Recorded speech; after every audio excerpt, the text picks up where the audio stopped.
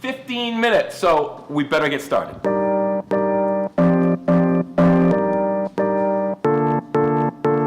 I've been an agent for 24 years and nothing has had a bigger impact on my business than video. How powerful is video in 2016? Well, here's what my friend Casey Neistat had to say on the topic. Video is where all of media is headed right now. There is no more valuable piece of property or entity than video in the world of media at all. In Facebook's last quarterly earnings call, Sheryl Sandberg said the word video like 50 times.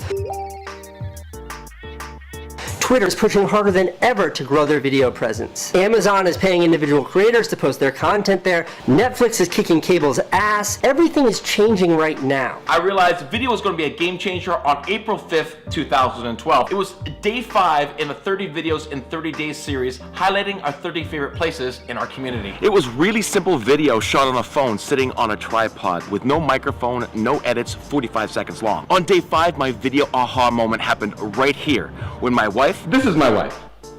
Really? This is my wife. Better. Declared that she would never go shopping with me again. I was getting stopped over and over again by people asking about the video series. Many of those conversations ended up on the topic of real estate. I was sharing content that really connected with them, their community, over a medium that really engaged them, video. And because of that, our little community page has the same engagement rate as the average page that has 1.3 million fans. That's insane. So what's stopping you? Being on camera? Get over it. Is it the equipment? Well, despite having all this audio and video equipment, this is still my most used camera. Story is king, and whatever camera helps you tell that story is the right camera. Hey Michael, you've got less than 13 minutes left, so you better get going. Bye, hustlers. Still doesn't sound right.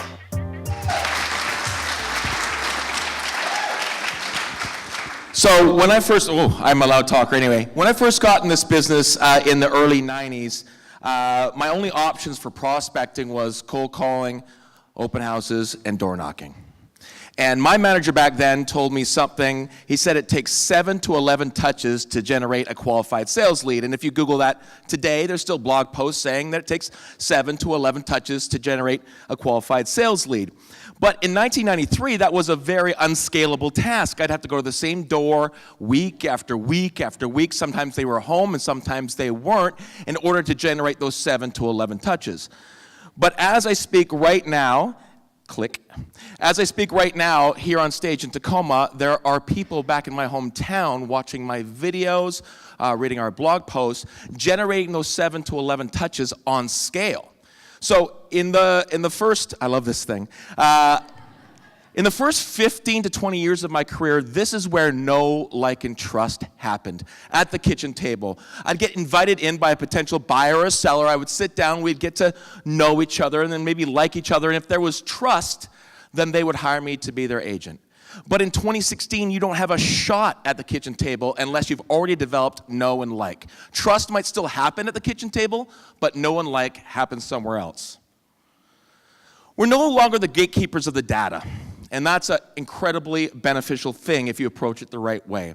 So now we can't have data as the reason why people come to us anymore.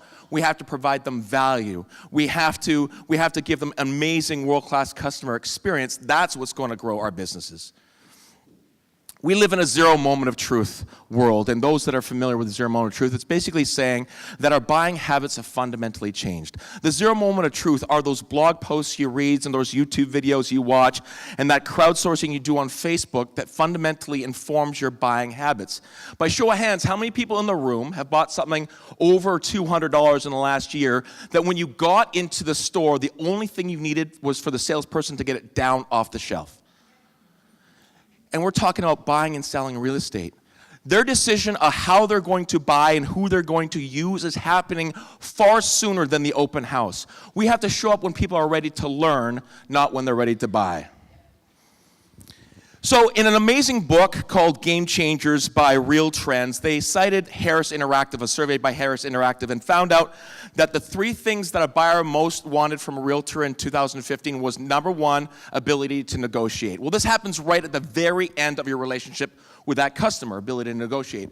Number 2 was information about the process. What's it like to buy my first home? What's it like to buy an investment home? What's it like to buy a recreational property? There is tons of amazing video content right there. And number 3 was information about the community. What are the schools like? What are the parks like? What are the events like? What's the sense of community like? All that makes phenomenal video content. And if all things being equal, if you've got 2 agents you're trying to compare to see who you're going to hire, all things equal, Instagram account, LinkedIn profile, reviews, if all things being equal, and the differentiating factor is that you've seen me on video, you've heard my voice, you've seen my mannerisms, there's a relationship that's a little bit different, that will tip the scales in your favor. We are in the marketing business in 2 ways. Number 1, we market the properties that we represent, and number 2, we market ourselves to be hired to be someone's agent. And the fundamental understanding or the principle of marketing is you must have the consumer's attention before you can market to them, pitch to them, tell your story. And we have to embrace the fact in 2016 that our attention is in a very different place than it was 10 years ago. Facebook has YouTube-type intentions. Instagram has video intentions. Twitter has video intentions. And if this is where a consumer is, this is where we have to be if we want to get our message across. Let me tell you a story, 2 stories, one about Adam Sandler and one about Dana White. It was 1995. I was out at dinner at a great restaurant in Vancouver on Granville Island called Bridges. We were upstairs in the dining room, and Adam Sandler sat down on the table next to us. And this was like 1995 SNL, Adam Sandler at his height. He was in town filming Happy Gilmore.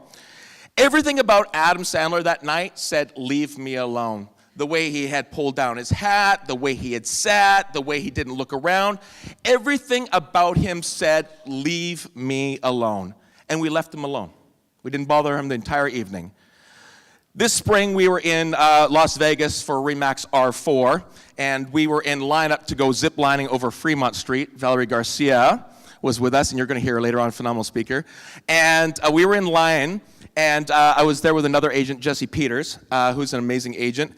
And we saw Dana White walk past us down Fremont Street, surrounded by 8 or 9 huge bodyguards, all that bodyguard scowl on their face. And everything about Dana White said, "Do not bother me. Leave me alone." But what's different in 2016 than it was in 1985 is that Jesse and I knew what Dana White was actually like in person around his fans. We'd seen videos on Facebook. We'd seen videos on Twitter where he loves to be approached by his fans. He loves to take a moment to be with his fans. So we chased after the group of bodyguards. We approached one of them, and he said, "Just wait till around the corner." And so we wait for the bodyguards to click. We waited for the bodyguards to go around the corner, and he could not have been more exactly what we expected him to be. He was amazing to be around. He was super personable. He gave us some time. We had some quick words, and then he went on his way.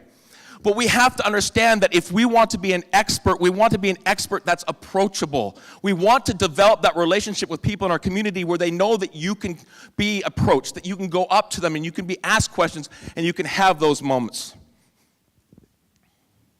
So that's Dave and Angela, and they did not know I was coming. Now, by show of hands, and you will not insult me at all, it will help me prove a point, and be honest.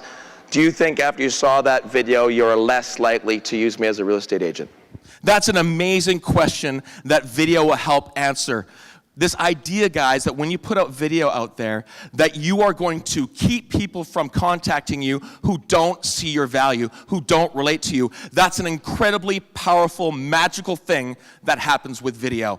I'd rather find out before they ever contact me that we're not a good fit than after spending 3 or 4 hours with them to realize we're not a good fit. And video will draw those people that are like you to you, and you end up working with more buyers and sellers that understand you, see your value. You're going to have a whole lot more fun in your business because of that filter.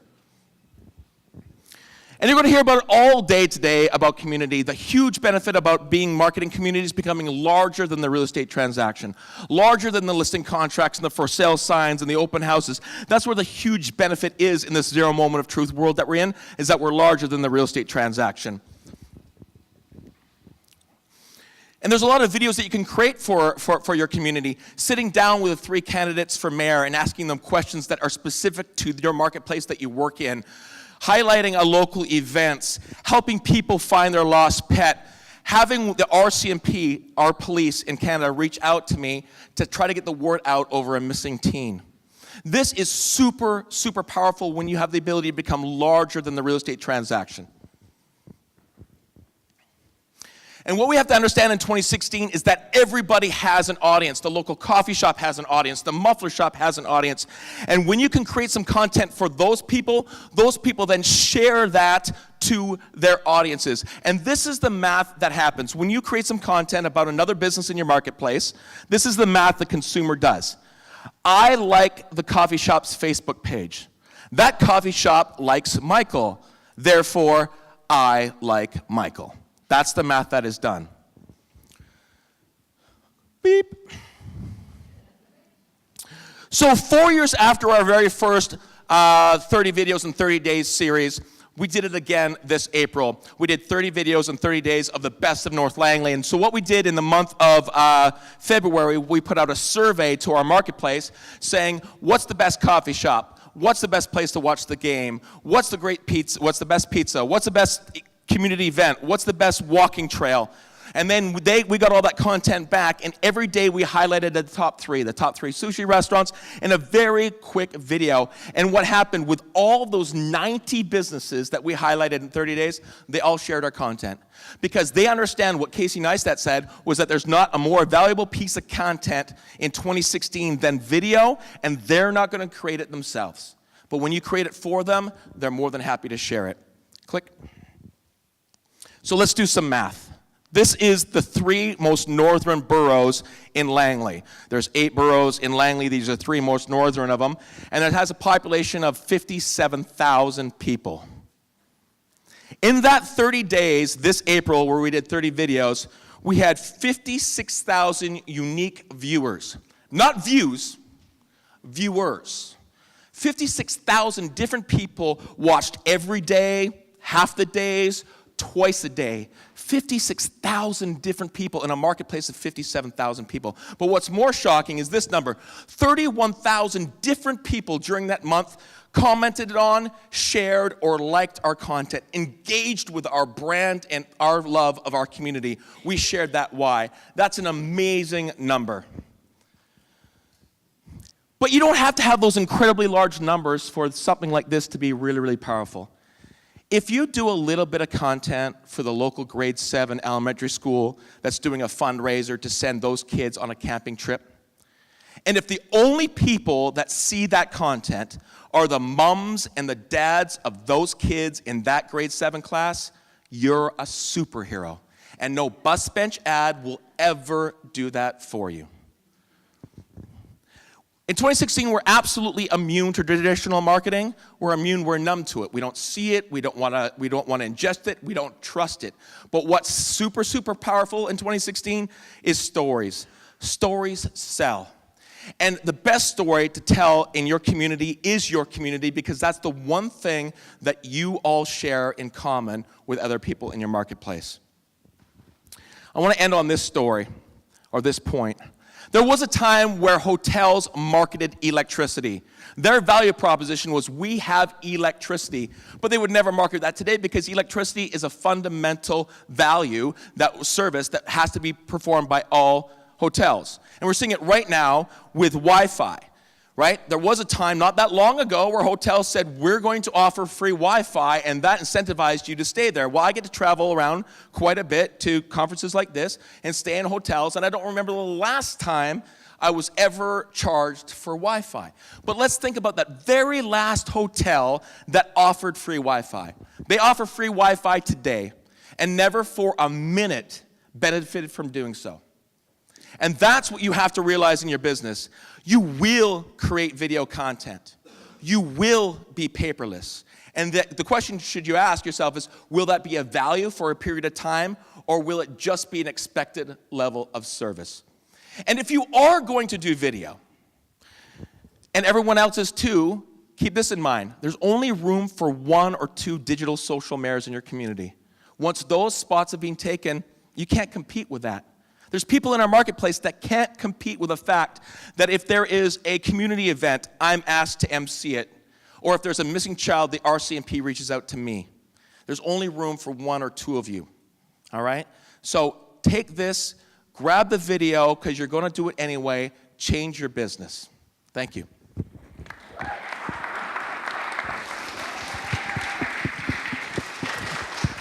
Okay, are we live? Mic 3, yeah? Good? Okay, Heather. Where do you put all these videos in? If they reach out to you, what is it that they're reaching out to? Okay, so that's a good question. And what we've done is we've sort of broken down our brands into like different elevator pitches. If you can't elevate your pitch, your brand, or the purpose of the messaging, then there's too much in one place. So we have a presence called My North Langley, which is all of our our community content. We live on Facebook primarily. We're on YouTube, Instagram, that sort of stuff. That's the community content. That's where we find missing dogs, and people ask us content every day. I just asked today, who should I hire as a hairdresser? That'll be a post today. We get comments all the time.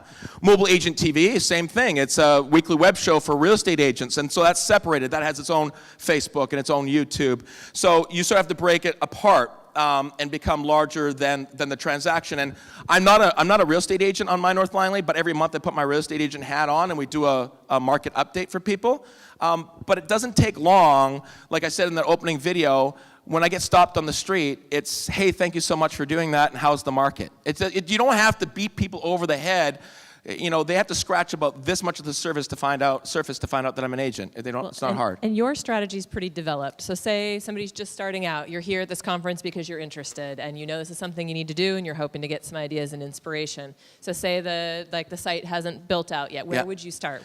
I would start in keeping it smaller, because you don't want to break off a chunk where there's a local TV station and a newspaper that covers it. Like My Seattle doesn't work because there's King 5 News, right? And there's Seattle Herald or whatever it is. There's a newspaper. You want to break off 2 high schools and 10 elementary schools. So when they're looking for sponsorship for something, or someone's doing something in the community, or there's something happening on a micro level, no one's going to cover that story. No one's going to cover those little events. So you want to go way, way deeper than wide. And you know, we just grow organically. We started this in 2011, and we've never once efforted for a like, because that'll kill your page. If you effort for likes, it will kill your page. So it just grows organically. And so you don't pay for likes, obviously. In no way whatsoever. We'll dark post out for our real estate business, but that's different than liking on a page. Explain, because I don't think everybody knows. Well, Facebook dark posting is the most powerful marketing tool that exists in the world right now for our business. It's the ability to market to somebody and then reverse engineer the content to speak to that particular group. So if you have a house for sale, instead of doing vanilla, which is the exterior shot of the house with the garage and the front door, that's vanilla.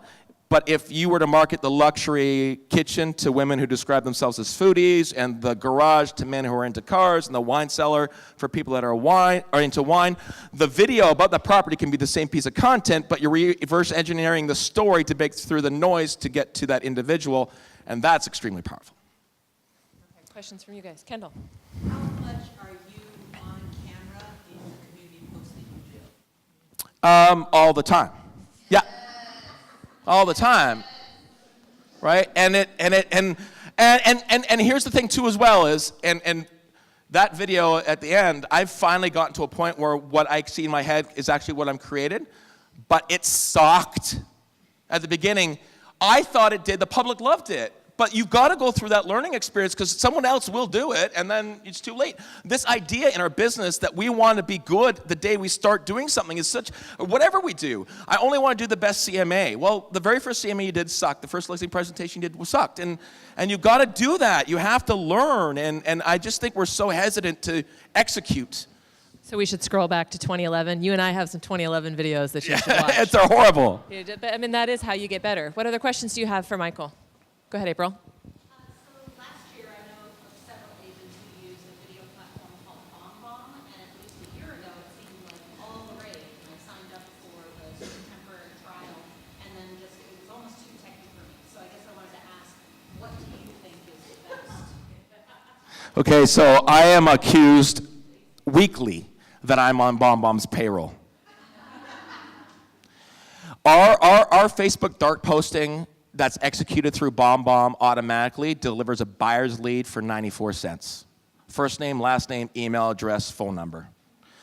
Our CMAs that we, through BombBomb, that we do pre-roll ads on YouTube, deliver a CMA request with first name, last name, email address, phone number, property address, number of bedrooms, bathrooms, square footage. And we don't have it in Canada. We don't have buying leads. That's something we can't do. But here's the difference between generating leads for pennies versus buying leads for hundreds of dollars sometimes, is when you buy a lead, that person wants a real estate agent. When you generate a lead, they want you. And that changes things. BombBomb is the best marketing tool that exists. I would pay 10 times as much. It's a no-brainer. We're on Facebook Live right now, just so you know. Where are we Facebook Living? Ethan. Hello, Ethan Butte, Steve Passanelli, and Connor, you. and Darren, and everyone. It's the greatest tool. BombBomb's the greatest tool. Greatest tool. And one-on-one is the greatest tool. Landing pages is the greatest tool. Mass sends is the greatest tool. If you do not know what BombBomb is, send me an email, a first big message with your email address, and I'll send you one. And you'll instantly realize it changes the game. I BombBombed 3 times this morning to clients to update them on contracts because it was easier than writing it out. So sorry, I love BombBomb. And I'm not on the payroll. I got a free t-shirt and a beer once. So full disclosure. Anybody else? Questions about videos? Go for it, Heather.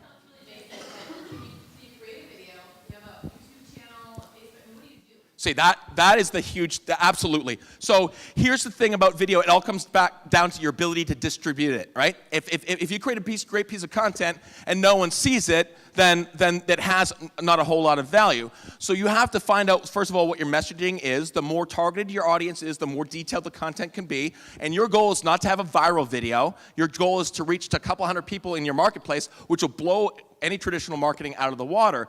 So you do have to have an audience, and then you could target them. So if it's a piece of content like a property that you're selling, then you can find out who would buy that and then dark post that content to them and target them that way.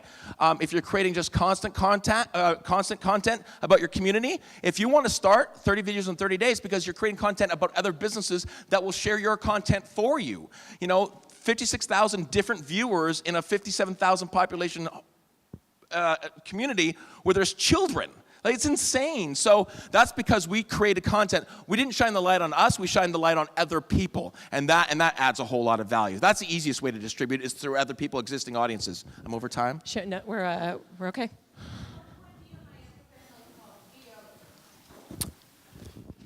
For evergreen, what Anne and Marguerite do in those videos that you've seen can be done professionally. They're evergreen. They're going to stay there. The why you should use me content, that's evergreen. That should stay. But if you hire a videographer and an editor for every time you want to create video, you will never create enough content. We have $20,000 worth of video equipment, and my phone is still my #1 tool. Less polished, in the moment, raw video is way more approachable than highly polished stuff. So when our clients are buying a home and they're about to remove subjects, we pull out the video, the camera, and we say, hey, we should document this is an awesome moment. I take it home, do a quick edit, send it to them. They're like, that was awesome. And I'm going, yeah, it turned out awesome. Can we share it on social? And yes, it is. Yeah, you can go ahead and do that. But if that moment had been mic'd up with like lights and makeup, the person viewing that would know that it was fake, that it wasn't real, that it wasn't sincere. We have a teleprompter. We write ums and ahs into our scripts so that it's real. This shaky iPhone will make more money for you long term than videographers. Is there a place for videographers? Absolutely, because you're a real estate agent. That's not what you do. But you will never create enough content that every single time there's a little event, that's the grade 7 class is doing a fundraiser, that's just you and an iPhone and a selfie stick and the principal of that school. You're not going to bring out, you'll never create enough content, and someone else will destroy you in the marketplace because we're overthinking it. Well, I know. Judy, where's Judy? You were back, she's right here. Oh, it's okay. Sorry, she's recording. And Judy posted something this week, a video tour at an open house that she was at. Was that recording with your phone? It was with your iPhone? Osmo Mobile. and with a stabilizer. And if you guys don't know Judy, you can probably, I wonder if you could make, I'm sure that post is public, right? Yes. So, It's on my personal page. okay. And we, it was so impressive. It was so steady. Did you have an additional mic? Was the audio just off of the phone? I mean, it was so good. And of course, she's a great agent. She's used to speaking in front of people. I mean, she's comfortable with that. But I couldn't even tell, you were fumbling a little bit with the camera, but it didn't even come across that way. It just felt very endearing because she was walking through the property. The shot was really stable, the quality of the video. That house must have amazing natural light because the lighting was on point. But it really, I mean, you felt like you were there, you were with her. I thought I was getting a guided tour with her through this home. I thought it was brilliant. That Osmo costs how much? Osmo, $299, $300. In Canada, $900. That's a conversion rate. So there's some tools out there that you guys can definitely use to get started that will help you look a little bit better. DJI Mobile. Osmo Mobile, made by DJI. DJI. Oh, it's a stabilizer. Kendall has hers. You're gonna get it? Okay. Okay. What Judy's getting is out. It's a stabilizer that holds your phone that no matter what you do with it, it stays steady. Then you press it and you walk around if it's on a tripod and it follows your face. So when you go down, it goes up. Yeah, so that's it. So you can walk around and it follows your face. It looks like you have a videographer everywhere you go. It's pretty impressive. And we have one for it, but with our GoPro. But that's an amazing tool. And it's a good selfie stick when you're walking, and it follows you around.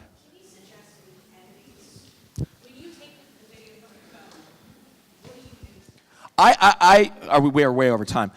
No, it's all right. I edit in Final Cut Pro, but editing is a graduation process. Video equipment is a graduating process. We started out with just doing our phone, and now we got $20,000 equipment because the ROI is off the charts.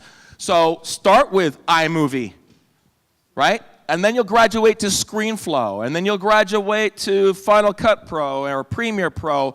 Right now, all you need is fade in from black, a title on the bottom, some background music, cut out that one part where your eye twitches weird, and then fade back out to black, and you're done.